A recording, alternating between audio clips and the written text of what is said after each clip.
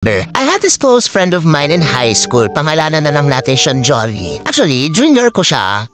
8th grade ako, siya 7th grade. Naging very close kami ni Jolly kasi bukod sa pareho kami ng mga hobbies, interests, nasa same club kami which is in dance club.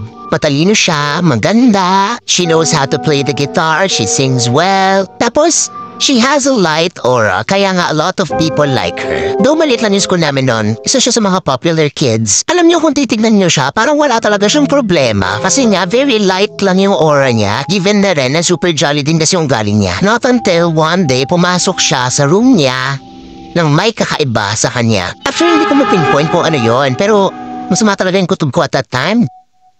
Natambay kami ng mga classmates ko noon sa hallway. Nakita namin siya pumasok doon sa room nila. Few hours later, patapos na yung recess noon.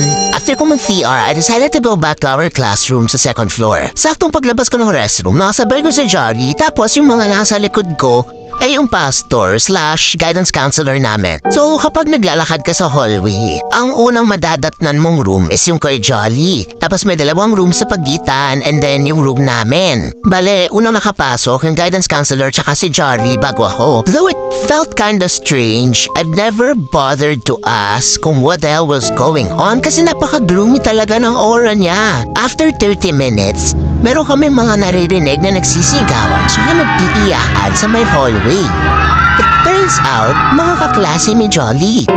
Ang sabi nila, habang nagdi-discuss daw yung teacher, bigla na lang daw bumagsak si Jolly at saka nangisay. Nalilisik yung mga mata tapos hindi mo naintindihan daw yung sa kasabi niya. I rushed over to see what was going on because I was really worried. And before the advisor closed the curtains, nakita ko siya. I saw Jolly on top of tables na pinagdikit-dikit tapos sinahawakan siya ng mga tatlong lalaki niyang classmates. At ang pinaka nakakatakot talaga na na-witness ko, lumulutang siya.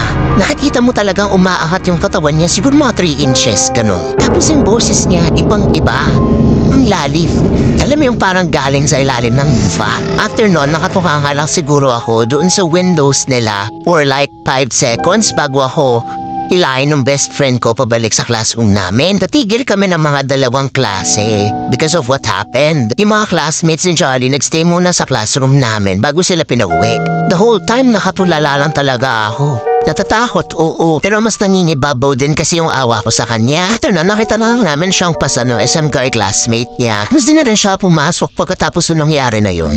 As of now, wala akong balita sa kanya, aside sa tumigil siya sa pag-aaral niya. Sakali, grade 12 na dapat siya ngayon, tapos ako naman nasa first year college na ako. At dun po nagtatapos ng ating kwento.